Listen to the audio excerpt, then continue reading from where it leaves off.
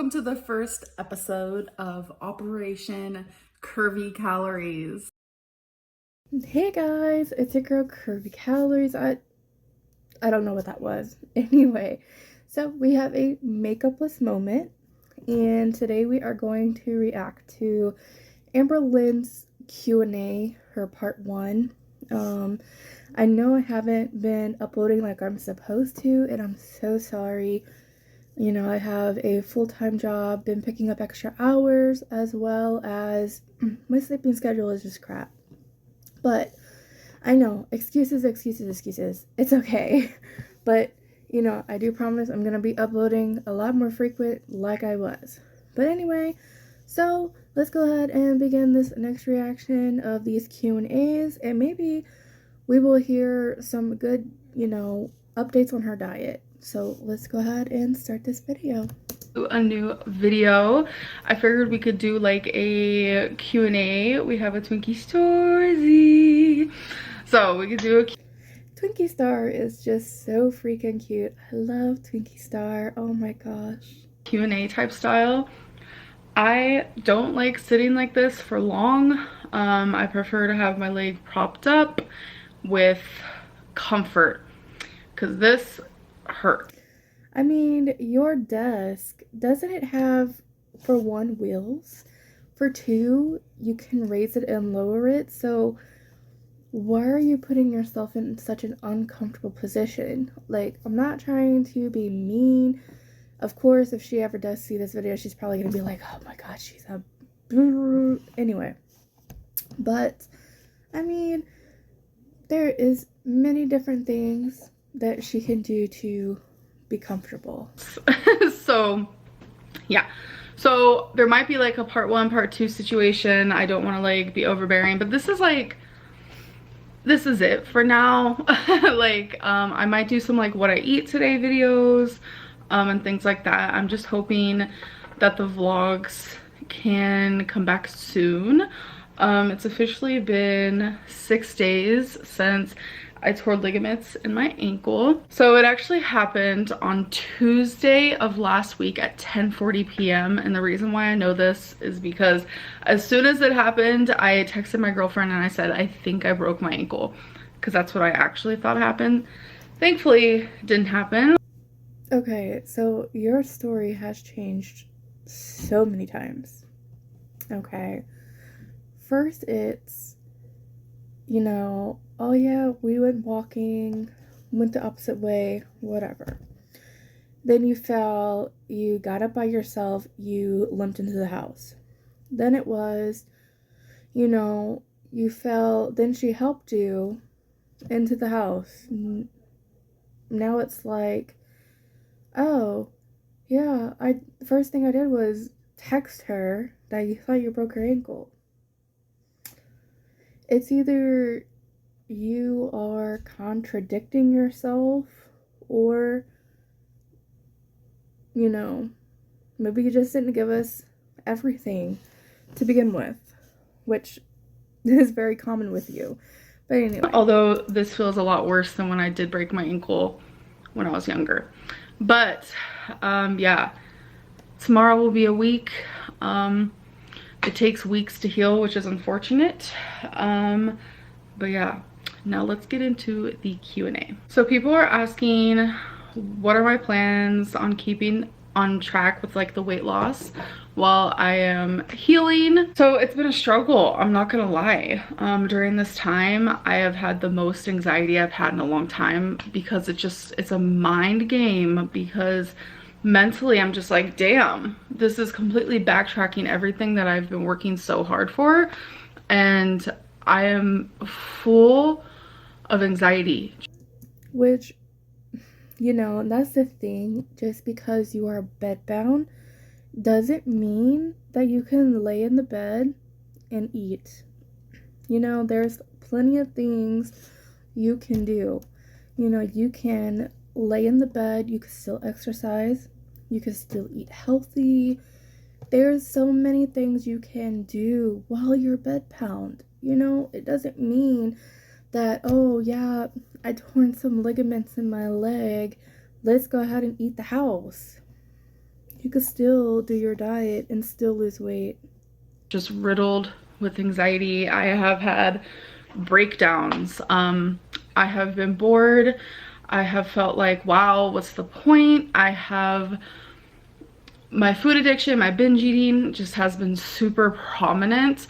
Today is actually my Ozempic injection that I'm gonna do after this clip or after this video.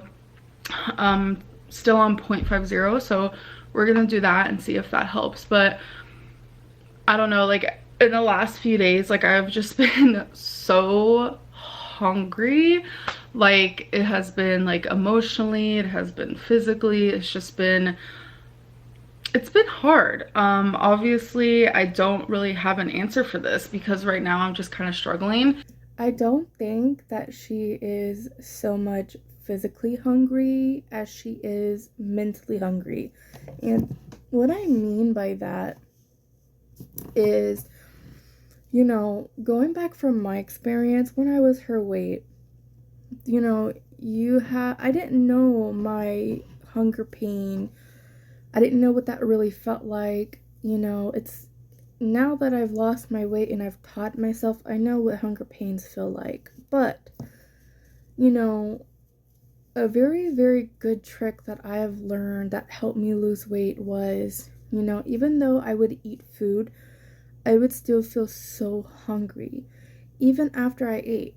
And I would eat a lot of food, you know? And so, what I would always do for myself, wait 30 minutes. After 30 minutes is up and you still feel hungry, eat, you know, get you a little bit more. But normally it does go away after that. And I just lost my place.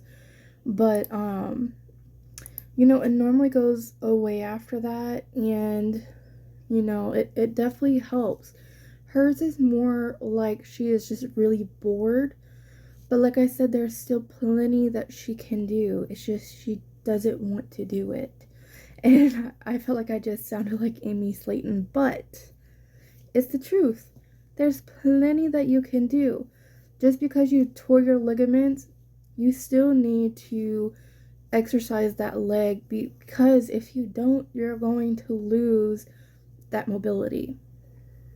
So I like feel hardcore guilty about it. I haven't weighed myself because I physically can't even step on the scale because my scale is pretty platformed, and it kind of wibble wobbles, so I do not trust myself to step on that currently. Plus I know it'll hurt. Someone asked, have you thought about doing water aerobics for exercise? See, if I had my own personal pool, let's do it, queen, because I love swimming. I love everything about being in the water, but unfortunately I don't do public pools because they gross me out. Yeah, I'm the same way. Guys, I can't get past the whole, you know, people peeing in the pool. I don't like public pools like that. And I don't get in the ocean. No. Definitely would rather have my own space, my own pool, regardless if chlorine kills it. I don't like it. I don't even, you know, really go to like water parks, anything like that. It just grosses me out as well. Anyone and everyone can tell me, well, chlorine kills the pee, chlorine kills the germs. I don't care. Something about swimming, which with a bunch of people, like in a pool together, it's just like a people soup, and it really just like creeps me out. Someone asked, do you think it's normal to compare spraining an ankle and temporarily losing mobility to mourning the loss of a person? So I was like confused with this question because I didn't really know what they were talking about, but I did say, I think on Instagram, where it just feels like I'm in a mourning stage, and clearly this person doesn't realize that mourning can mean more than just like mourning someone's death. And thankfully someone left a comment underneath this that kind of explains it perfectly. Mourning doesn't have to mean that. I've heard people say they mourn the life they could have had, They mourn their marriage after a divorce. To mourn means there is a loss somewhere, and Amber is scared that she's losing her mobility, hence the mourning. You're making it sound like she's comparing it to a death of a loved one, which isn't true. So I want to say thank you so much, Kia Jones, for that comment, because you explained it better than I probably could have in this moment. I wasn't comparing it to the death of a loved one at all. I'm just saying I feel like I'm mourning the mobility that I have worked so. Yeah, I definitely agree. I would not have really been able to explain it as well as the commenter did. But yeah, you know, I didn't see where she was comparing it to like losing a loved one.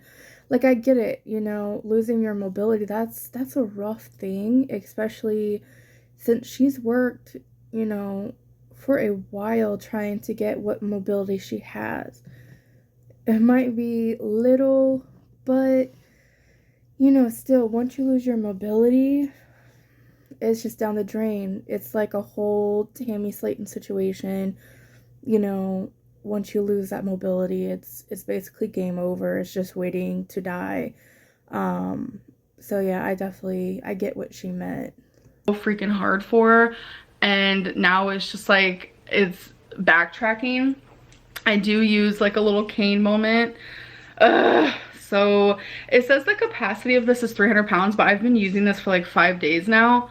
Okay, maybe not 5 days. How long has it been? Like 4? I think it's been 4 days. It's fine, it's dandy. I'm not putting all my weight on it. It's just like helping as like something that's there. And it just feels really good because like I can't like walk without having just like a little bit of support. Like people with, but you know, I don't think that she has the upper body strength for crutches. You know, that's something that's very common in larger people. But I think one thing that would actually do her a lot of good would be a bariatric walker. You know, that's a lot better than that little cane that probably is supposed to only, you know, hold up to like 200 pounds or something. She definitely needs to invest in like a walker that could, you know, let her put more pressure on it. That way it will relieve some of that pressure and weight off of that leg. crutches, they would do the same thing. So that's just like, it's helped a lot, honestly. Someone asked, what would you say are some of your struggles as an adult as a direct result of your traumatic childhood? Definitely my issues with food, my memory problems, 100%. Like I used to think like I was just this like dumb little duckling, you know, in this world, but no, traumatic things that happened to you as a child really messes with your brain as an adult. Obviously, like the brain chemistry and like a lot of random things happen from that, and memory for me is a big one. So I find myself being told that I'm lying a lot or contradicting myself a lot, which is a super struggle because it's like that's not what I'm trying to do here. It's just like memory relapses, me not being able to trust people, like massive paranoia. Like I'm a very paranoid person. Okay, you being bipolar doesn't, you know, allow you to lie the way that you do. There's countless videos that I can go pull up right now that she posted saying, I'm sorry I lied, or whatever to that effect. I mean, I think she's just trying to spin the narrative to match what she wants. You know, as somebody that has bipolar disorder myself, and it does run in my family, my father was very manic. You know, it's definitely not something to take lightly of, to joke about. You know, I'm not saying she doesn't have it. I'm just saying, you know, you can't use it as an excuse to continue your behaviors. You just can't. I know, like me being bipolar also is kind of like, it runs in the family, honestly, but you know, like depression, I just feel like a lot of my bad things about myself or things about myself that I want to change, those are definitely from my traumatic childhood for sure. And it just like kind of breaks my heart when people are like super cruel when it comes to these things, because it's like, okay, yeah, you're being cruel. to me as a 30-year-old woman, but it's like you're also being cruel. But that doesn't give you the excuse to, you know, lie about certain things. It doesn't give you no excuse to treat people like trash at times. It doesn't give you the right to, you know, basically you think and act as if you're better than everybody else when you're really not. I mean, you're the same as everybody else, but you continue the behavior, you continue to let people get the best of you. You know what I'm saying? So, you know, yeah, people are cruel to you. Everybody, regardless, is going to be cruel. You can't, you know, dwell and say, you know, this is going to ruin the rest of my life, whatever. So, I mean, you are in control of your own life. You're in control of how you treat people. You're in control of how you want your outcomes to be.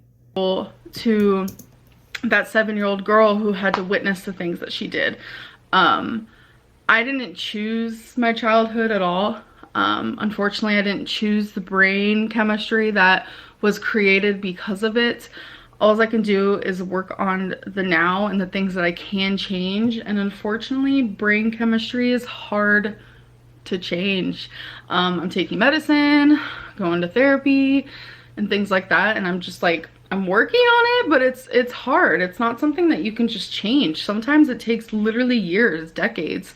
But I'm trying to figure it out for sure. How have you been managing your sleep schedule while recovering from your ankle injury? Sleep and healing are very connected.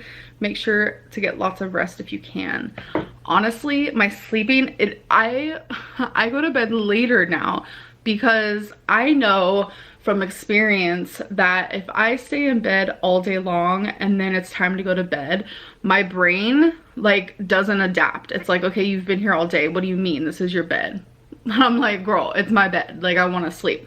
So me being in bed for, you know, all day long, my brain, when it is time to sleep, because I've always had problems with sleeping. I have insomnia ever since I was a very little girl. That's something else from my childhood. Like, I'm kind of afraid to sleep at night. It's very psychological.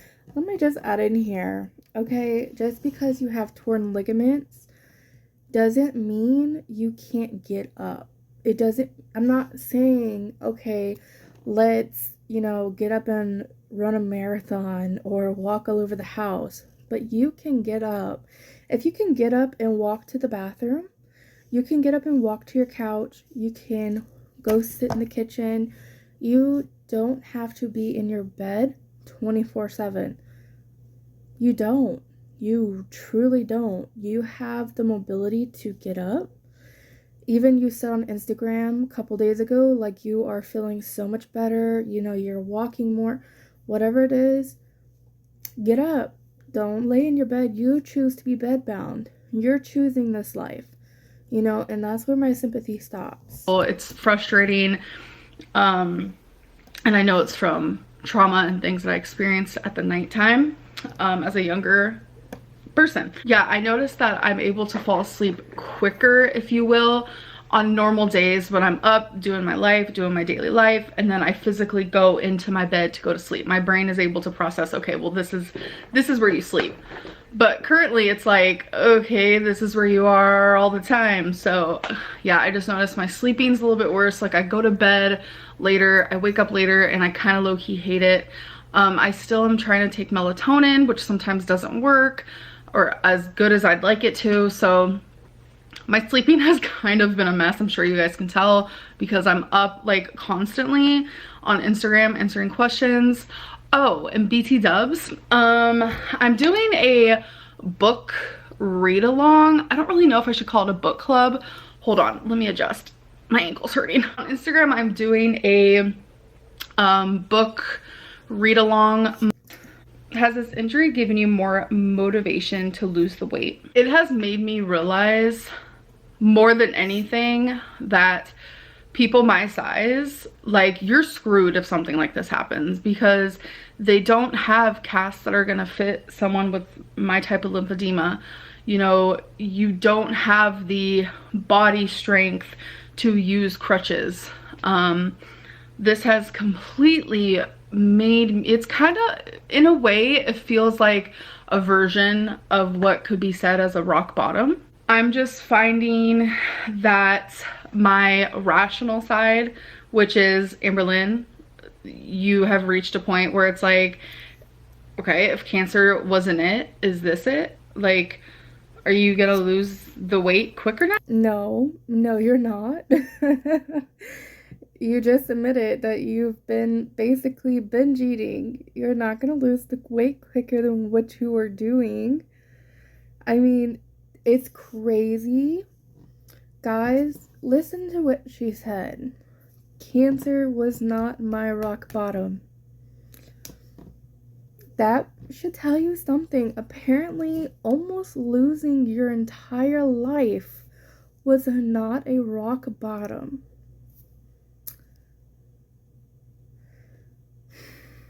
Now, no matter which kind that you had, that should have been your rock bottom. That should have been like, hey, I'm getting a second chance, something that not a lot of people get, then you're wasting it. Like, I've lost 100 pounds in a year, so we need to like celebrate that, but I just feel like we're kind of not. We're kind of skipping over the fact that I have lost a large chunk of weight.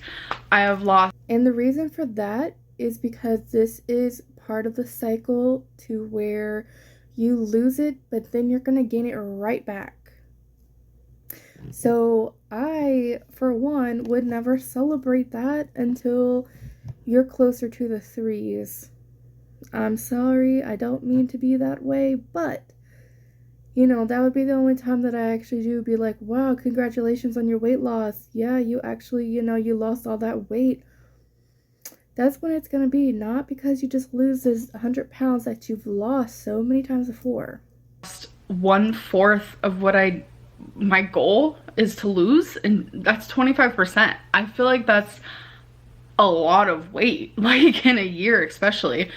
Okay, so there's my rational side versus my mentally ill side, if you will, my eating disorder side, where it's just like all I can think about is food. I just want food because I'm bored and I'm sad and I need something to make me feel better. So it's like I have these two sides that are currently fighting just back and forth with each other, and sometimes this side wins and sometimes this side wins. It kind of feels like the angel and the devil on your shoulder type deal, and I hate it. But this has made me realize more than... So in other words, we're going to get a video in about 12 weeks because she's already said the healing time is 6 to 12 weeks. We know she's going to milk it. So this is telling me that we're going to get the whole, oh my god, I gained all that weight back because I was bedbound. It's coming, guys. It's coming. You know, it's still no excuse. If you are truly trying to lose weight, it's just no excuse. There's just no excuse for it. Ever, honestly, like, girl, like, oh, is Twinkie having a nightmare? Hold on. Baby. Baby. Sometimes she'll like do these little like in her sleep. It makes me feel like she's having a nightmare or something. I don't like it. It makes me sad. I totally forgot what I was talking about. What I'm trying to say is, this is making me want to lose weight more than ever, because if something like this ever happens again, I want to be able to help myself a little bit more, because right now I just feel like I kind of can't. Like, I'm doing the best that I can, honestly, but...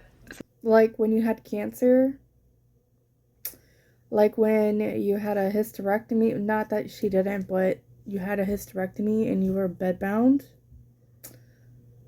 What's the difference between tearing your ligaments in your ankle versus you having cancer? What is the difference? What is the difference between the two? One, the only difference I can see is one is life-threatening, the other is just superficial. So something that is as traumatic as a life-threatening issue was not only your rock bottom, or was not your rock bottom, also it didn't push you to lose the weight because you gained like 200 pounds.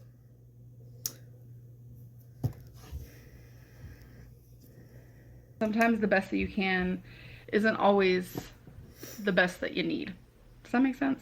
Someone said, how does it feel to know the honeymoon is over and to realize what a grave mistake you made? You guys notice the bruise on her neck?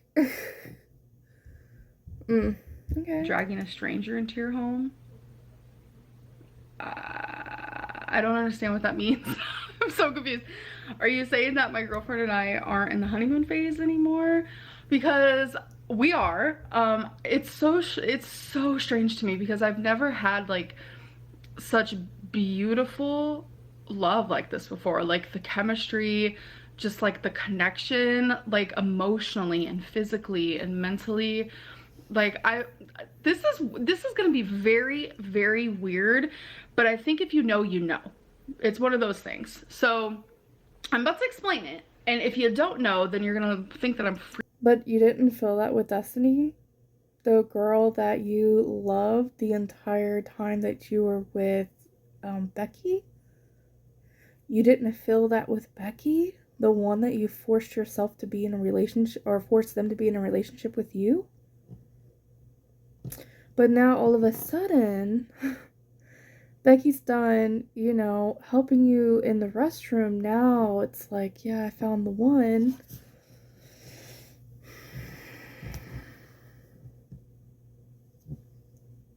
Freaking psychotic, but if you know, you know type thing. So when I'm on TikTok, right, I was on lesbian TikTok for like a freaking hot minute there because like, hi, lesbian. And so these girls would always like, you know, just be super sweet, and like they would be like super. Just to know, I'm on lesbian TikTok all the time. I'm like everywhere on TikTok, you know. TikTok just sucks you in. Right now I have like the Corn song playing. Like mouth to mouth like this, like barely touching, like just whispering in each other's mouths, or like mouthing or singing like super sweet lyrics together. And I've never had that with somebody ever, and it would bring such a sadness to me, even while in like relationships in the past. Like it would bring such a sadness to me because I'm like, okay, I'm here in a relationship, I'm supposed to be loved, but I don't have that with someone. I don't have that intimacy, because in my opinion, that's like hardcore intimacy. That's just how I feel. To feel super safe and comfortable enough to be vulnerable like that, and in my opinion, that's like a vulnerability. I don't really know how to explain it. Like I said, if you know, you know. So when I would see those TikToks, like I would just feel like automatically like just like this like sadness, this like heartbreak. And I finally found that's because maybe Jade is the very first person that you didn't force a relationship onto. You know, I mean, you forced the relationship with Casey, with Becky, with Crystal. You know, I wouldn't be shocked if you didn't force it onto Destiny either. That's just my opinion. Found someone that I'm able to do those things with. I am able to fall asleep with her face right next to mine. That's like so special to me in a way that I can't quite explain, which is fine, because it's definitely one of those situations where it's like, if you know, you know. Because when you see TikToks like that and you scroll in the comments, people are like, I can't wait to find this level of love. I can't wait to find this level of intimacy. I can't wait to find someone I could do this with. Because to me, that is just like, it's a level of love that not everyone has. Just like that intimacy. And that's just kind of an example, just a small example of like a bigger picture of what I mean. But every day with my girlfriend, we love each other more. Our connection gets stronger. We get more comfortable with each other, especially me on my end. Like, it's so hard for me to get comfortable with somebody. Obviously, like, it took so long for her to like see my legs in person, because it's something I'm super self-conscious about. And now it's like, if I ever feel sad about my legs, she'll kiss them. She'll give a little kiss. Like, it's just an intimate. Sorry, the flashing is my TV. I'm sorry, I forgot to turn it off, but anyway. Thing and a connection and a chemistry thing I have never had. It's not me talking bad about my exes, that's just me sharing my experience as a human being. I just simply have never had this with someone. Which honestly, I get it. I get it. I myself am so self conscious, even after I lost weight. Oh my gosh. And, I'm pretty sure my husband would love to tell the story about when we met. And I mean, when we first met in person, I was so self conscious. Oh my God. I it's just, if she's right. If you know, you know. You know that you have a connection with somebody, then that's why I married him. So Clearly the person who asked this, they want me to be regretful in finding true love. I don't understand. and honestly, it's nice. If that's how she truly feels, it is so nice that she found somebody that she can, be like this with. Everyone deserves somebody. No matter how horrible you might be, you know what I'm saying? Everybody deserves somebody. And you guys, like, a lot of you want me to be like unhappy in my relationship. A lot of you want me to stay fat. It's a lot. It's weird. I can see past the condescending tone. Trust me, I could see your guys' passive aggressiveness. Like, I'm not stupid. And it's funny because the person who wrote that is actually an old woman. So I'm sorry, you're a very bitter old woman. Like, just saying. And I wish nothing but the best for you. I think it's time you need to find some love, because if you're, I mean, we could have done without that. It doesn't matter somebody's age. I mean, you sit here, you don't want somebody to judge you on your looks, but you're just doing the exact same thing. You will get no special treatment. People are going to say what they want to say regardless. You cannot stop somebody from having an opinion. You ought to know this. She lives in America. Amberlynn lives in America. She should know we have free speech here. People do this to get a rise, which is what she just did. I think the whole comment is definitely, no matter what somebody said, the whole comment that she just made about them being a bitter old woman, completely uncalled for. You just had this whole nice speech. You should have left it at that. Stop stooping to people's level. Stop giving people what they want, because I guarantee you're sitting here getting frustrated, getting flustered, like her whole face was turning red.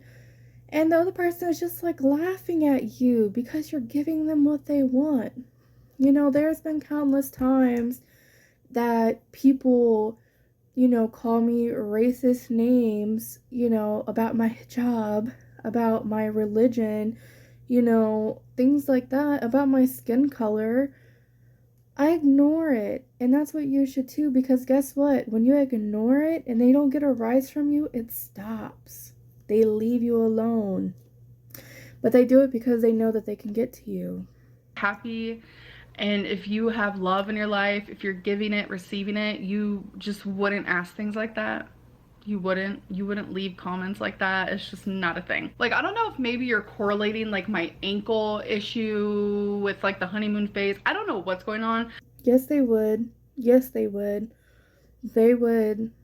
But either way, this has not dampened our relationship. If anything, it's made it stronger. And did you want me unhappy? I don't know. Like, I think that's what you want. So it's like more entertaining show for you. But it ain't happening, sis. I have an ankle injury.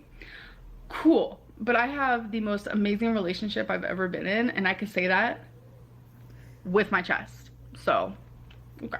Anyways, I knew this was gonna get kind of like heated in some points, because that's just how it goes. The comments under my anything. Okay. And what was the point of that? What was the point? I mean, I think the whole point of what they're trying to say is not that they're wanting you to be unhappy. They definitely don't want you to be fat. Why does everything have to come back to your weight? Not everything people say is fat phobic.